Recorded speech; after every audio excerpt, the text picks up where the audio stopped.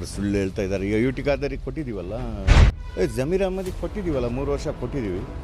ಈಗ ಸಿದ್ದರಾಮಯ್ಯನೂ ಬಿಟ್ಕೊಟ್ಟಿದ್ದಾರಲ್ವ, ಅದೇ ಥರ ಅವ್ರಿಗೆ ಕೊಡದಲ್ಲೇ ಬಿಟ್ಟು ಜಮೀರ್ ಅಹ್ಮದಿಗೆ ಫಸ್ಟು ಆದಿತ್ಯ ಕೊಟ್ಟಿದ್ದು ಒಳ್ಳೆ ನಡೆಸ್ತಾರೆ ಅಂತೇಳಿ. ಹೈಕಮಾಂಡ್ ಅವ್ರಿಗೆ ಏನೋ ಒಂದು ಕೊಡಬಾರ್ದು ಅಂತ ಯಾರ ಹತ್ರ ಹೇಳ್ಯಾರ. ತನ್ವೀರ್ ಸೇಠ್ ಹಳೆಯವರು ಇದ್ದಾರೆ, ಸಲೀಂ ಅಹ್ಮದ್ ಸಾಹೇಬರು ಇದ್ದಾರೆ, ರಿಜ್ವಾನ್ ಅರ್ಷದ್ ಹಳೆಯವರು ಇದ್ದಾರೆ. ಇವರು ಮೊನ್ನೆ ಒಂದು 10 ವರ್ಷ ಆಯಿತು ಬಂದು. ಆ 10 ವರ್ಷದಲ್ಲಿ 8 ವರ್ಷ ಅಧಿಕಾರ ಸ್ವೀಕರಿಸಿದ್ದಾರೆ.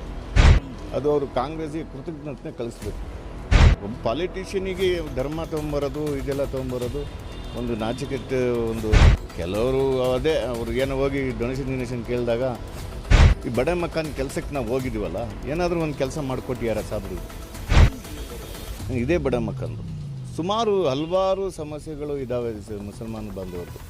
ಅಜೀಜ್ ಸೇಠ್ ಒಂದು ಕಾಲದಲ್ಲಿ ಮಾಡಿಕೊಡ್ತಾಯಿದ್ರು, ಸಗೀರ್ ಅಹ್ಮದ್ ಸಾಬ್ರು ಮಾಡಿಕೊಡ್ತಾಯಿದ್ರು. ಆ ಥರ ಏನು ಜಮೀರ್ ಅಹ್ಮದ್ ನಮ್ಮ ಸಮಾಜಕ್ಕೆ ಮಾಡಿಕೊಟ್ಟಿಲ್ಲ. ಜಮೀರ್ ಅಹ್ಮದಿಗೆ ಅವ್ರು ಹೋಗಿದ ತಕ್ಷಣ ಕಾಂಗ್ರೆಸ್ ಏನು ಹಾಳಾಗಲ್ಲ. ಎಷ್ಟೋ ಜನ ಬಂದರು, ಎಷ್ಟೋ ಜನ ಹೋಗ್ತಾರೆ. ಈಗ ದಾವಣಗೆರೆ ಚುನಾವಣೆಯಲ್ಲಿ ನೀವು ಕೇಳ್ತಿರೋ ಪ್ರಕಾರ, ದಾವಣಗೆರೆ ಚುನಾವಣೆಯಲ್ಲಿ ಅಲ್ಲಿ ಮಾಹಿತಿ ಇದ್ದಿದೆ, ಇವರು ವಿರೋಧ ಮಾಡಿದ್ದಾರೆ ಅಂತ ಮಾಹಿತಿ ಇದೆ. ನಾನು ಅಲ್ಲಿ ಹೋಗಿ ಕೆಲಸ ಮಾಡಿದ್ದೀನಿ. ಮುಂಚೆ ಈಗ ಆಡಿಯೋ ರಿಲೀಸ್ ಆಗಿದೆ, ಇನ್ನೊಂದು ಸ್ವಲ್ಪ ದಿವಸ ಬಿಟ್ಟು ಏನೇನೋ ರಿಲೀಸ್ ಆಗೋದಿದೆ. ನನ್ನ ಪ್ರಶ್ನೆಯಿಂದ ತಪ್ಪಿಸ್ಕೊಳ್ಳೋದು ಸುಲಭ ಅಲ್ಲ. To the point. ರಾಜ್ಯ ಸರ್ಕಾರದ ಮೊದಲನೇ ಬಾರಿಯಾಗಿ ಡಿ ಕೆ ಶಿವಕುಮಾರ್ ಅವರು ಮುಖ್ಯಮಂತ್ರಿ ಪ್ರಮಾಣ ವಚನ ಸ್ವೀಕರಿಸಿದ್ದಾರೆ. ಅವ್ರಿಗೆ ಯಾವುದೇ ಒಂಥರ ಕಂಟಕ ಬರಬಾರ್ದು ಅಂತೇಳಿ ನಾವು ಇವತ್ತು ಈ ಪ್ರಾರ್ಥನೆಯನ್ನು ಇಟ್ಟಿದ್ದೀವಿ.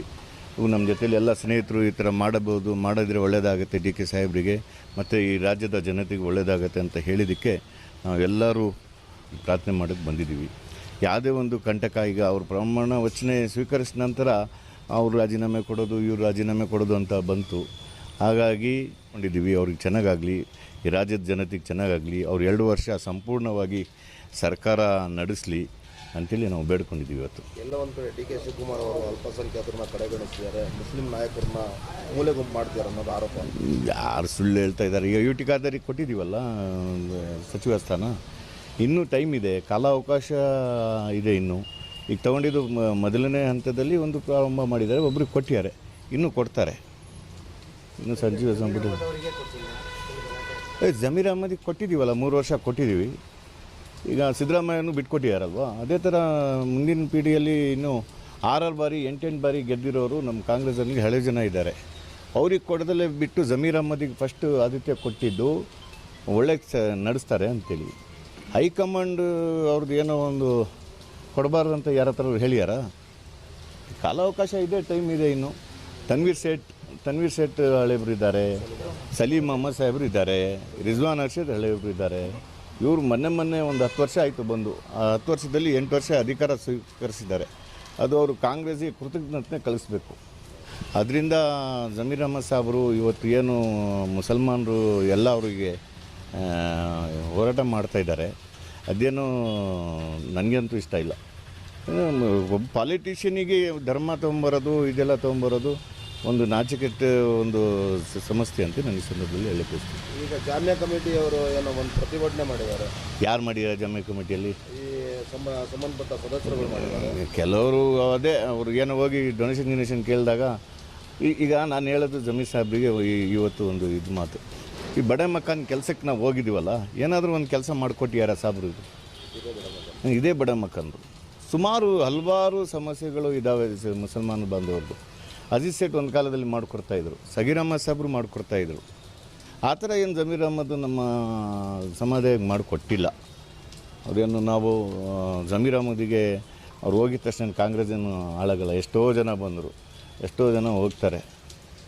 ಈಗ ದಾವಣಗೆರೆ ಚುನಾವಣೆಯಲ್ಲಿ ನೀವು ಕೇಳ್ತಿರೋ ಪ್ರಕಾರ, ದಾವಣಗೆರೆ ಚುನಾವಣೆಯಲ್ಲಿ ಅಲ್ಲಿ ಮಾಹಿತಿ ಇದ್ದಿದೆ, ಇವರು ವಿರೋಧ ಮಾಡಿದ್ದಾರೆ ಅಂತ ಮಾಹಿತಿ ಇದೆ. ನಾನು ಅಲ್ಲಿ ಹೋಗಿ ಕೆಲಸ ಮಾಡಿದ್ದೀನಿ, ಇದು ಮುಂಚೆನೂ ವಿಡಿಯೋ ಹಾಕಿದ್ದೀನಿ. ಅಲ್ಲಿ ಕಾಂಗ್ರೆಸ್ ಕೆಲವು ನಾಯಕರು ಕಾಂಗ್ರೆಸ್ಸೇ ಸೋಲಿಸಬೇಕು ಅಂತೇಳಿ ಕೆಲಸ ಮಾಡಿದ್ದಾರೆ. ಈಗ ಆಡಿಯೋ ರಿಲೀಸ್ ಆಗಿದೆ, ಇನ್ನೊಂದು ಸ್ವಲ್ಪ ದಿವಸ ಬಿಟ್ಟು ಏನೇನೋ ರಿಲೀಸ್ ಆಗೋದಿದೆ, ಆಗುತ್ತೆ. ಅದು ಡಿ ಕೆ ಶಿವಕುಮಾರ್ ಅವರಿಗೆ ನಮ್ಮ ಕಾಂಗ್ರೆಸ್ ಪಕ್ಷದಿಂದ ನಾವೆಲ್ಲ ಕಾಂಗ್ರೆಸ್ ಕಾರ್ಯಕರ್ತರಾಗಿ ಒಳ್ಳೆಯ ಸರ್ಕಾರ ಕೊಳ್ಳಿ ಅಂಥೇಳಿ ನಾನು ಅಭಿನಂದನೆಯನ್ನು ಸಲ್ಲಿಸ್ತೀನಿ. ನಮ್ಮೆಲ್ಲ ಇಲ್ಲಿ ಬಂದಿರೋರು ಎಲ್ಲರೂ ಡಿ ಕೆ ಶಿವಕುಮಾರಿಗೆ ಅಭಿನಂದನೆ ಸಲ್ಲಿಸಿ, ಹಾಗೂ ಬಿ ಕೆ ಹರಿಪ್ರಸಾದ್ ಅವರು ಈಗ ನಮ್ಮ ರಾಜ್ಯದ ಅಧ್ಯಕ್ಷರಾಗಿದ್ದಾರೆ. ಅವ್ರಿಗೂ ದೇವರು ಒಳ್ಳೆ ಶಕ್ತಿ ಕೊಡಲಿ ಅಂತೇಳಿ ಈ ಸಂದರ್ಭದಲ್ಲಿ ನಿಲಂಬಿಸ್ತೀನಿ. ನನ್ನ ಪ್ರಶ್ನೆಯಿಂದ ತಪ್ಪಿಸ್ಕೊಳ್ಳೋದು ಸುಲಭ ಅಲ್ಲ.